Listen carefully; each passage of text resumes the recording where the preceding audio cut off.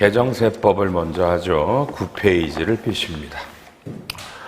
2023년에 법인세가 개정된 내용 1번 연결납세 제도가 완화됐다. 이 말은 왼쪽에는 그렇죠? 내국법인이 해당 내국법인이 완전 지배하는 다른 내국법인을 연결납세를 해요. 그러니까 100%를 가져라는 얘기예요. 근데 오른쪽에 90% 이상을 가졌어도 이제 연결납세를 합니다. 이거는 연결납세가 조금 더 좀 확대됐다라는 말을 하겠습니다. 연결납세. 나머지 거 안 보셔도 돼요.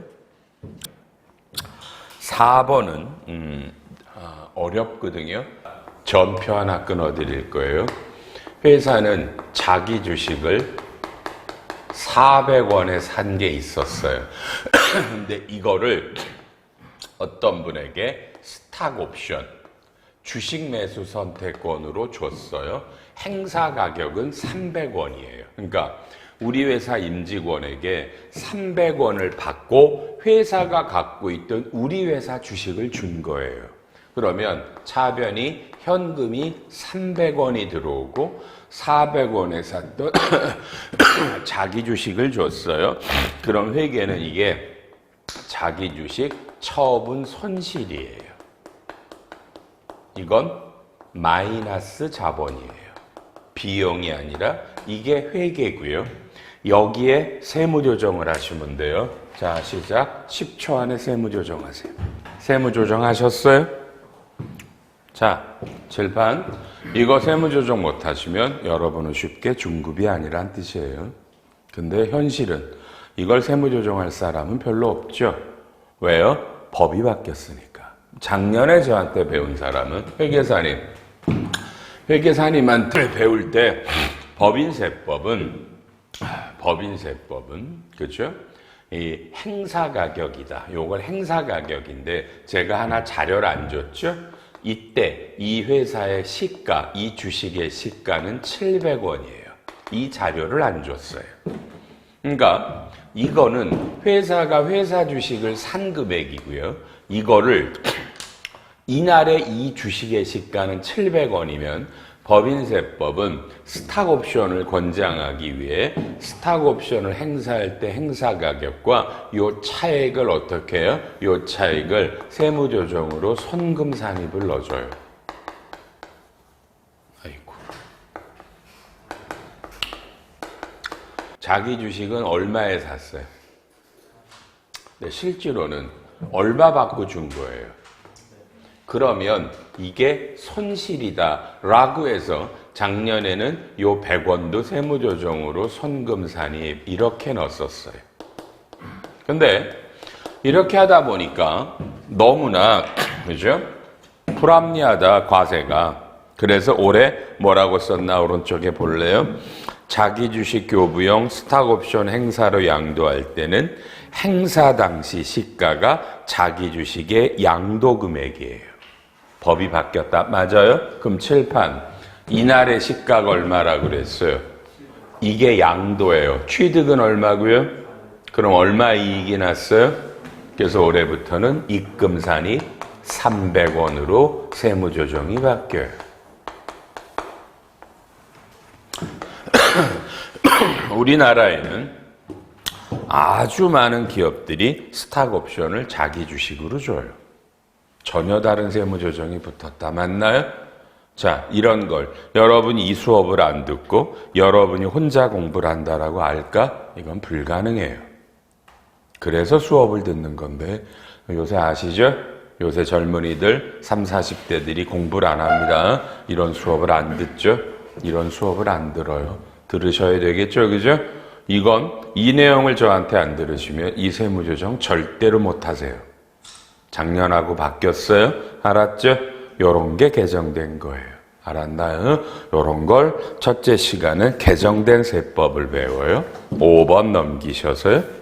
원래 여러분이 그죠? 남한테 보증을 서서 그쪽이 망해서 우리가 물어내면 대손이 인정이 안 되는데 해외 자원 개발 사업자가 해외 자원 개발 사업과 관련해서 해외 현지 법인에게 채무 보증을 쓴 거는 인정해 주겠대. 그냥 읽으면서 넘기는 거야. 이런 게 새로 생겼대. 손금이래. 해외 자원 개발이 역시 중요한 건가 봐. 이러시면 돼요. 6번은 너무 중요하죠? 여러분 외우세요. 원래 2월 결성금은 각 사업연도 소득의 60%밖에 공제가 안 되죠? 근데 빨리요? 올해부터 몇 프로래요? 80%로 올라갔어요. 좋은 거죠? 2월 결성금의 공제를 확대했습니다. 확대했습니다. 요런 거 뭐 나중에도 하겠지만 그쵸? 요런 것들 참 중요한데 그냥 살짝 여러분의 실력을 보면 빨리 여러분 법인세법의 2월 결손금은 몇 년간 공제가 되죠? 몇 년 공제돼요? 몇 년? 몇 년? 지금 15년이죠? 몇 년도부터 15년이에요? 이런 것도 기억이 나면 좋겠네요. 2020년부터 15년이고 2019년까지는 10년이죠. 올해부터는 공제가 80%로 바뀌었대. 좋은 것 같아요. 7번. 이건 여러분이 상상을 초월하는 법이 바뀝니다.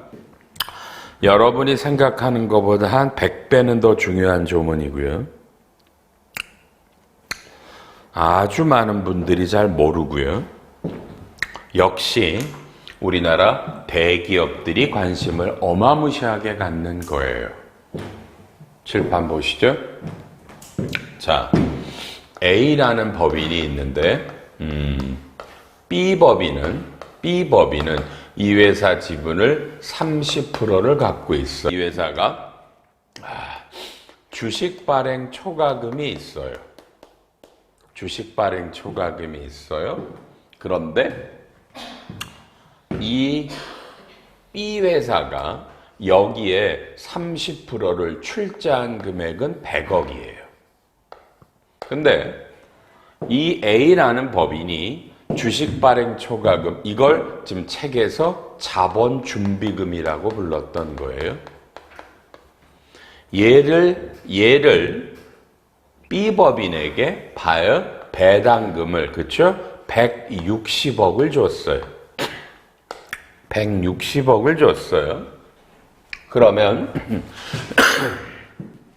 작년까지는 어떻게 썼냐면 자, 자본준비금으로 배당금을 받으면 배당금을 받는 사람은 입금 불산입이라고 그랬어요. 그래서 B법인은 입금 불산입인데, 그렇죠? 불산입인데 잘 봐요. 내가 출자한 돈은 얼마예요? 배당금을 받은 돈은. 내가 출자한 돈만큼 받은 돈만큼을 요걸 마이너스 유보로 하고요.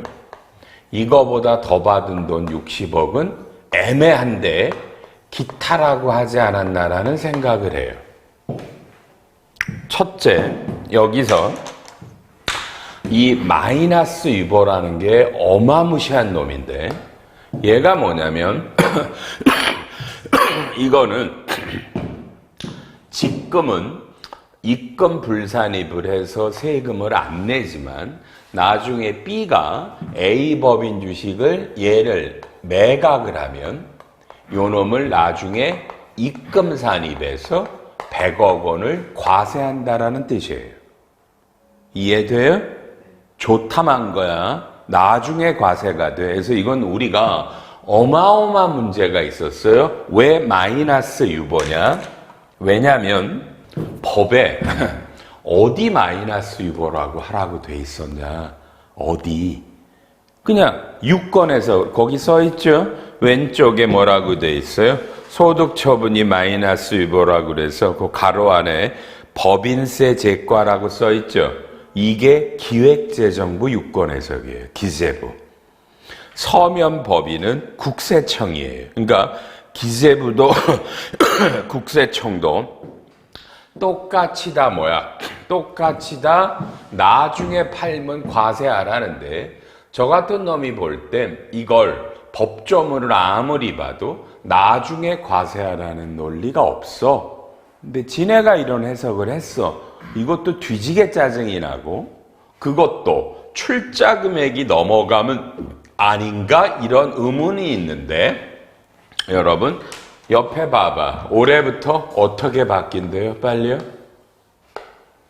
올해부터는 아무리 많은 배당금을 받아도 내가 출자한 금액만 입금 불산입이라는 거예요.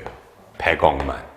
그리고 소득 처분이 뭐냐라는 건 언급이 없어요. 또 지금 주장이 역시 마이너스 유보냐 아니면 기타냐인데 여러분 알아놔. 이건 반드시 유권 해석으로 다시 나올 거고요. 저는 절대로 이게 마이너스 유보로 나오면 안 된다라고 봐요.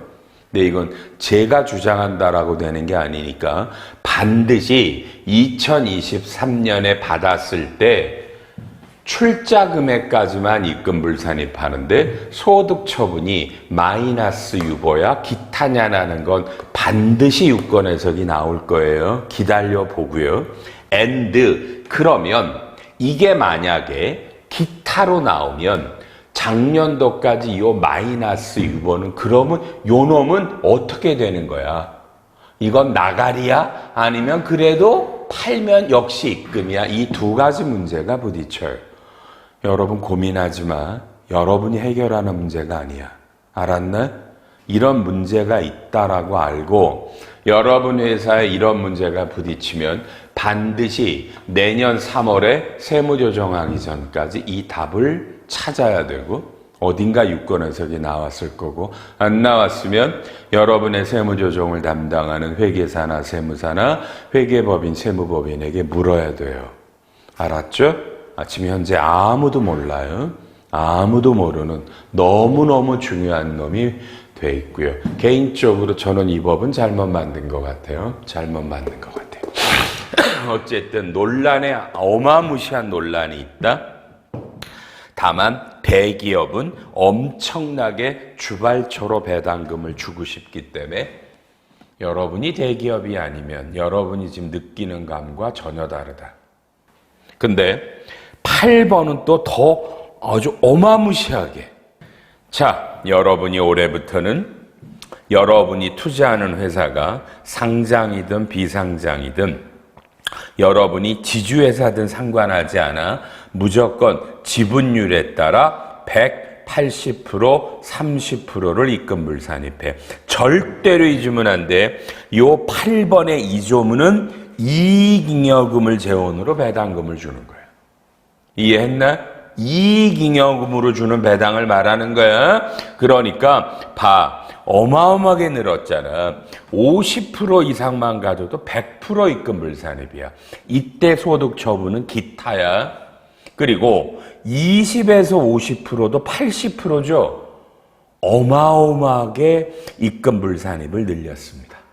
이건 기업을 돕고자 하는 겁니다. 근데 7번도 중요하고 8번도 중요한데 저는 이 9번만큼 중요한 법이 있을래나 올해 세법 개정 중에 9번 한국에 A라는 법인이 있고 프랑스에 B라는 법인이 있는데 우리나라가 이 B 법인을 100%를 갖고 있는 해외 현지 법인이야. 여기서 배당금을 10억 원을 줬어. 이 배당금을 줄 때 이 회사가 벌어들인 돈은 얼마? 100억이었고 이때 뭐 법인세는 30억 정도 낸 회사였어. 여러분 대답. A 법인의 회계 처리와 세무조정을 하실 수 있어 없어? 그것만 대답해. 할 수 있어 없어? 할 수 있기를 바라고 할 수 없는 분은 간단해. 작년에 저랑 법인 결산 세무조정 실무를 공부 안 하신 분들이야. 그쵸? 왜 안 했는지 저는 몰라. 다만 공부 안 하니까 답도 모르는 것뿐이고. 이 정도는 할 수 있어야 되는데. 회계 처리를 공부하면 환불 조세 조약에 따라 10%를 원천 징수하고 들어와요. 그래서 회계 처리가 현금은 9억이 들어오고 수입 배당금이 10억이 들어오고 요 원천 징수 1억을 여러분 생각과 달리 선납이 아니라 법인세 비용으로 들어와. 그래서 세무조정은 요 놈을 선금 불산입을 하고 요 놈을 직접 외국납부 세액공제를 받고, 또 하나가 간접이 있어. 간접은 공식에 따라, 그죠? 공식에 따라 법인세 곱하기 소득에서 법인세 뺀 거에 배당금 10억 준 거, 그렇죠? 30을 7로 나누면 얼마야? 4.28인데 요 4.28을 그렇죠? 여기서 입금산입 간접 외국납부세액 4.28 기타 간접 외국납부세액 공제를 받아. 그래서 우리는 요 둘을 합한 5억 2,800이 외국납부세액 공제를 받는데 한도가 있어. 한도가 있어서 한도는 이 전체 A법인의 산출세액에다가 분모가 과표의 분자가 해외 국외 원천소득이야. 빨리요. 요때 분자가 얼마야? 이게 얼마야? 그래서 헷갈리겠지? 배당금은 10억이고 입금 산입된 게 4.28이니까 14.28이고 이건 하나마나 무조건 이 한도가 이거보다 적어. 요 한도만 공제가 되고 공제가 안 되는 건 앞으로 10년간 2월 되는 거야. 그리고 이럴 때 지방소득세 계산은 어떻게 해? 법인지방소득세? 근데 이게 올해 전면 바뀐다. 전면 바뀌어? 이야, 세상에 이럴 수가 있어? 전부 다 없어지고 와, 전부 다 없어져. 요건 똑같아. 요 법인세 비용은 선금으로 불산입이 되고, 그다음에 외국납부세액 공제가 아니라 요 수입 배당금의 95%를 입금 불산입을 해.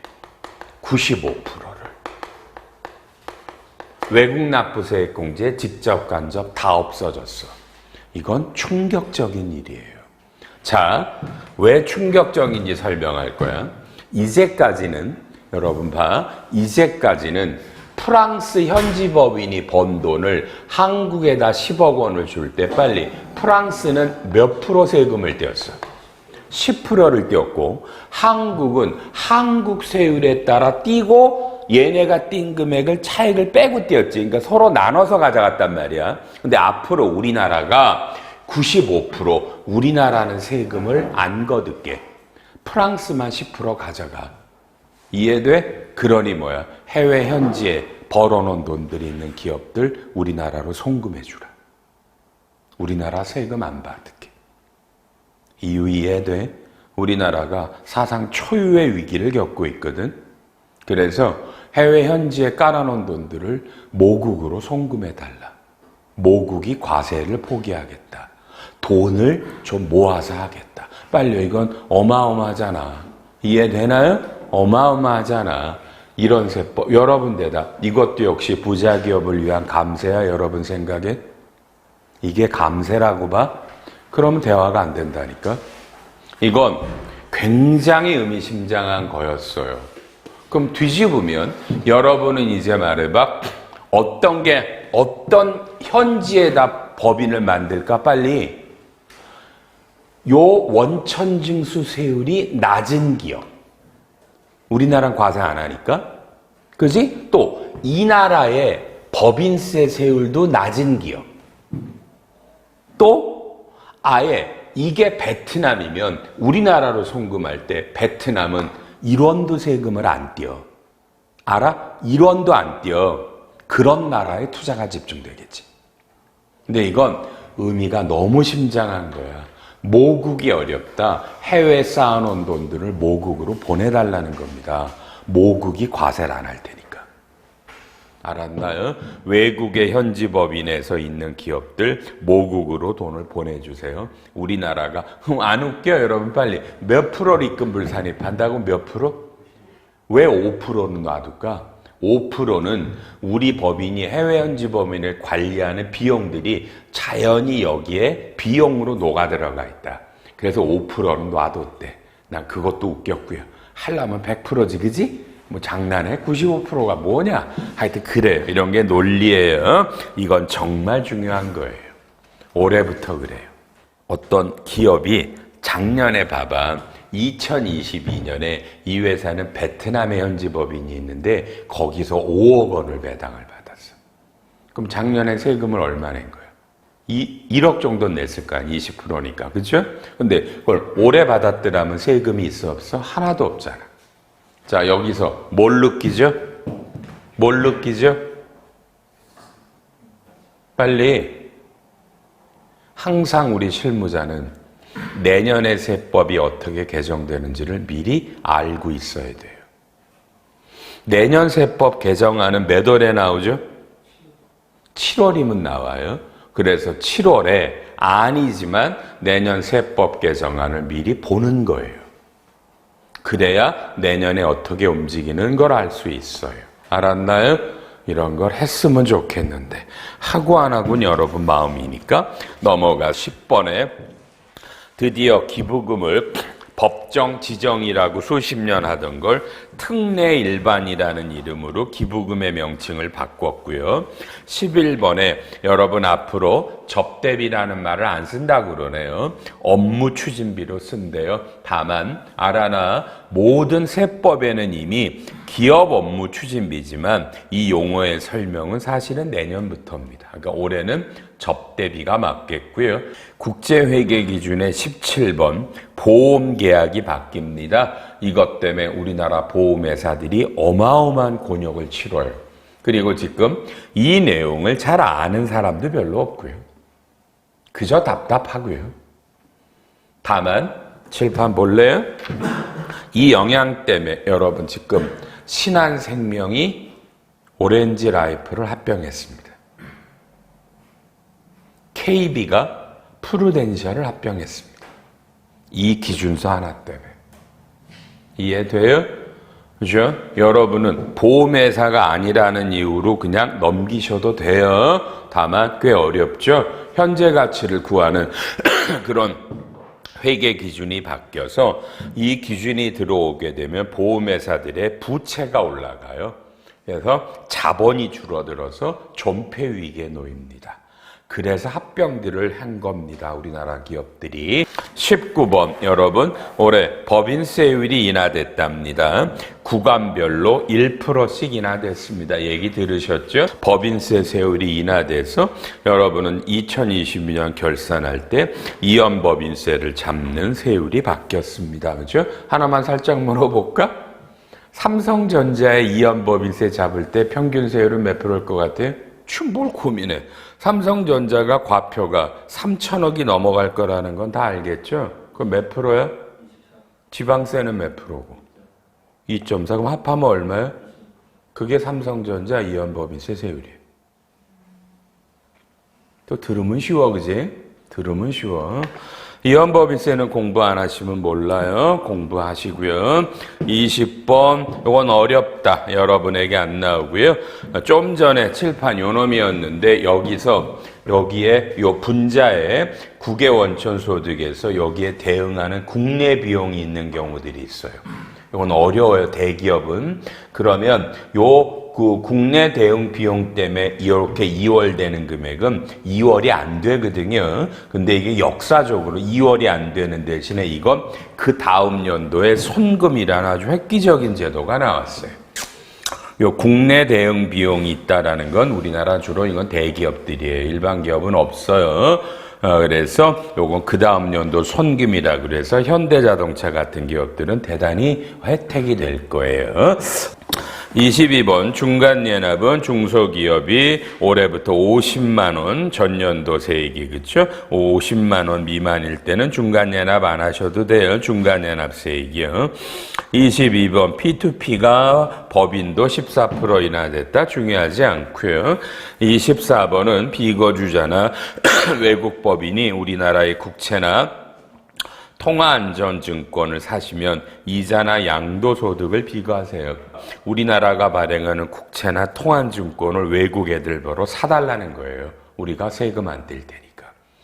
31번은 대손인데요. 해외 매출 채권에서요. 해외 채권 추심 기간에 확인을 받았으면 이것도 대손이다. 뭐 나름 중요해. 근데 이건 대손 챕터 가서 배우시면 되겠고요. 넘기셔서 조세특례제한법입니다. 6번. 이건 그냥 싸잡아서 잡으세요. 우리나라에 청년에 대한 지원이 많이 있는데 알아나 왼쪽에요. 작년까지는 대부분의 청년의 나이는 만 29세입니다. 올해부터 전부 다 34세로 바뀝니다. 통일했습니다. 물론 남자는 여기에 군 복무 기간이 합산되니까 한 36까지도 청년이 될 수 있겠네요. 아셨죠? 청년의 나이가 늘어난 건 도움이 되겠네요. 10번도 10번은 당연한 거예요. 정부로부터 받은 보조금들로는 R&D 세액공제가 그러니까 혹시 오늘 처음 하니까 10번의 제목 끝에 명확하라고 써 있죠. 이해해요? 명확하라는 단어는 개정이 아니라 옛날부터 그랬는데 좀 더 분명하게 법에다 써놓은 거를 말해요. 개정이라고 보면 안 돼요. 알았죠? 17번 보세요. 이건 어마무시한 놈. 기계장치를 사면 통합투자세액공제라는 걸 봤거든요. 그죠? 그거를 왼쪽 오른쪽을 싸잡아 봐봐. 오른쪽에 시커먼 거. 에? 중견기업이 좀 늘어났죠? 중견기업들이 늘고 대기업은 국가전략기술에서 늘었어요. 오케이? 약간 늘어난 거야. 그러니까 여러분이 중소냐 중견이냐 대기업이냐 그다음에 어떤 기계를 샀냐에 따라 늘어난 거예요. 이건 별게 아닌데 그 다음 페이지 17-1번 죽이네. 여러분 죽여. 그렇죠? 왜요? 연필 있으면 붙잡고 써놓을래요? 요 17-1은 올해 4월 11일 날 공포됐어요. 그러니까 법이 2번 바뀌었어요.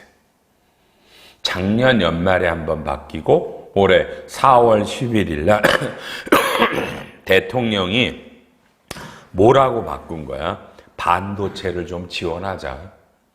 대한민국이 지금 올해 밀리는 게 반도체가 안 나가니까 밀리잖아. 그렇죠? 그래서 반도체를 지원하려고요. 박스 봐봐. 국가전략기술이 왼쪽이 여러분 88, 16이 15, 15, 25%로 바뀌었죠? 그러니까 올해 삼성전자나 SK하이닉스가 반도체 설비들을 투자하면 기존의 안보다 거의 배 이상의 세액공제를 해줍니다. 이해하십니까? 왜? 지금 밀린다고 지금 투자를 안 해버리면 더 밀린다 이거예요. 오케이? 엄청난 세액공제가 늘어난 겁니다. 이해하시겠습니까? 요거 여러분은 별로 관련이 없을 것 같아도 다만 오른쪽에 빨리요. 3번 봐봐. 3번에 가로이 추가 공제 빨리 봐요. 여러분들도 그러니까 올해 기계장치를 산 게 전년 3년 평균보다 더 많으면 추가 공제는 여러분도 되는데 빨리요. 왼쪽에 밑에 2번에 봐봐. 왼쪽에 2번 추가 공제율이 일반과 국가가 3% 4%죠. 근데 오른쪽에 추가 공제 가로 2번은 10%죠. 그러니까 여러분이 반도체가 아니어도 여러분도 추가 공제율이 10%로 올라서 이건 여러분도 해당이 돼요. 이해해요? 어렵네? 어려워. 하여튼 올해 연말에 통합투자세액 공제할 때 조심하는 거야. 기계장치 샀을 때 세액 공제율이 바뀌고 올라간 거야. 추가 공제율이. 알았죠? 여러분이 꼭 기억하길 바랄게요. 18번 보지 말고 19번 여러분 영상 콘텐츠에 보면 OTT라고 나오죠. 오버 더 탑이라고 부르나 여러분요. 여기 OTT 콘텐츠를 만드는 게 세액공제가 돼요. 여러분 우리 봤지만 지금 넷플릭스 말고는 다 결손이라던데요. 다 결손이래요. 그래서 어쨌든 넷플릭스를 만들 때 들어가는 제작비가 세액공제가 되는데 넷플릭스는 잘 모르겠다. 우리나라 기업이 아니야? 아닌가? 그쵸? 그럼 우리 넷플릭스는 상관이 없겠다. 그지? 우리나라의 OTT 콘텐츠를 만드는 기업이 세액공제가 되겠고요. 다음에 에너지 절약 시설 가속상가 있어도 없을 것 같고 21번 안 봤으면 좋겠고 22번 자 사람을 뽑으면 혜택을 주는 게 왼쪽에는 1번 고용증대, 사회보험료, 경력단절, 정규직 전환, 육아휴직이라는 5가지 제도를 이번에 통폐합을 합니다. 뭘로요? 통합 고용세액공제라는 제도를 신설합니다. 이름이 바뀌죠. 법조문이 29의 8입니다. 여러분 당연하게 왼쪽에 빨리요. 왼쪽에 우리가 보통 중소기업이면 1,100만 원 이런 거 기억나잖아. 근데 오른쪽에 1,450으로 세상에 350이나 늘렸죠. 많이 늘렸죠. 요렇게 새로 나온 법을 도입했는데 여러분 정말 어렵다. 칠판 잠깐 볼까요? 책 보는 건 의미가 없어서 잘 봐. 법의 개념은 똑같아요. 그러니까 금액만 올린 거야. 금액만. 그죠? 그러면 누구라도 다 통합고용세액공제를 할 것 같지만 고용증대세액공제의 핵심은 뭐였어? 사람이 계속 늘어나면 올해 2년치와 올해 거 3년치를 받잖아. 맞나? 고용증대세액공제를 모르는 사람이 있겠어? 이 중에? 3년치를 받잖아. 그러면 올해 통합고용을 받으면 어떻게 돼? 올해는 1년치밖에 못 받잖아. 그래서 법이 어떻게 법을 만들었어? 내년까지는 여러분이 원하면 고용증대세액공제를 받아도 되고 통합고용을 받아도 돼요. 그럼 어떻게 하면 돼? 뭘 고민해? 고용증대세액공제를 계산해보고 올해 새로 나온 통합고용세액공제를 계산해봐서 많은 걸 한다라는 얘기야. 이해해? 상당수의 기업은 고용증대세액공제가 더 나와요. 사람이 늘어나는 기업이라면. 알았나? 절대로 통합고용이 아니다, 여러분. 이거 이해하셨어? 전혀 다른 제도야. 그리고 너무너무 중요한 건 빨리요. 왼쪽에 고용증대 밑에 당구장에 청년이 몇 살이야? 빨리 몇 살? 몇 살? 29세. 넘겨서 여기는 청년이. 통합은 올해부터 다 34세라며. 전혀 다른 제도야. 그러니까 고용증대세액공제를 받으면서 34세로 돌리면 죽는다, 여러분. 29세로 돌려 통합은 34세. 그래서 이건 해봐야 한다. 알았나? 해봐야 한다. 이것만 잡고 가. 내용 다 몰라도 돼. 알았어? 둘 중에 선택을 하는 거야. 선택을 하는 거야. 이건 정말로 중요한 거고 여러분이 사람이 줄다가 오래 늘면 통합이 맞고 사람이 늘어나면 고용증대를 가는 거다. 이해했나요, 여러분요? 잊어버리지 마, 여러분. 청년의 나이가 달라. 청년의 나이가 이런 것들을 배우러 오셨어요. 33번 이런 거 들어봤죠? 착한 임대인이라고 임대료 깎아주면 세액공제해 준다라는 얘기는 연장을 했고요. 35번 이것도 마지막으로 중요해. 이게 미환류 소득이거든, 여러분. 미환류 소득에 대한 법인세가 원래 없앨라 그러다가 이걸 안 없애고요. 상호 출자 제한 기업 집단만 걸려요. 그러니까 옛날에는 자기 자본이 500억이 넘어가도 요 미환류가 걸렸거든. 근데 올해부터는 자기 자본이 넘어가면 안 걸리고요. 상호 출자 제한 집단에 속하는 법인만 걸려서 굉장히 많은 기업이 빠져나갑니다. 다만 여기서 조심해. 여러분이 자기 자본이 500억이 넘었어. 그래서 미환류야. 미완료면 그쵸? 뭐야? 이게 2년 정도는 세금을 안 내죠. 차기완료 적립금을 설정하니까. 그건 똑같고요. 알았죠? 작년까지, 재작년까지 설정한 거는 팔로우업은 사후 관리는 합니다. 올해부터만 안 들어가고 여기서 죽어도 잊으면 안 되는 게 4번이야. 미완료를 계산할 때 청년 임금을 빼는데 여러분 왼쪽에 4번 청년은 몇 살? 오른쪽은 몇 살? 이건 정말 중요한 거야. 청년의 나이가 또 다르다.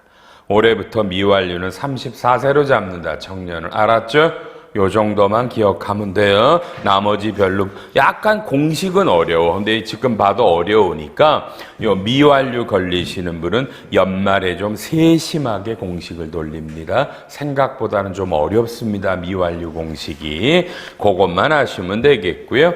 36번 상용 근로소득 간이지급 명세서를요. 제출하면 세액공제가 되겠습니다.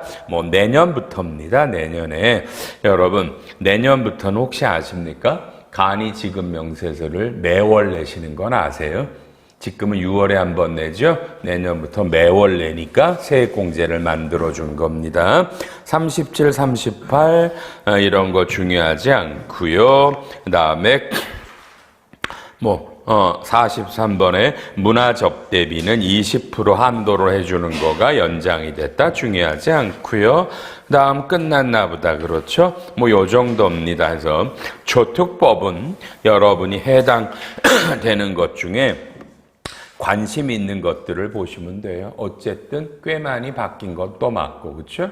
바뀐 게 맞고 하니까 한번 쭉 보시면서 꼭 한번 해볼 건 요것들 중에 우리 회사에 연관이 있는 건 뭐냐 한 정도는 한번 체크해 보세요.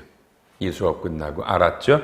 우리 회사에는 이 개정세법 중에 뭐가 연결이 있을까? 됐나요? 그 정도는 하는 거예요. 그래야지 남들과도 대화가 됩니다.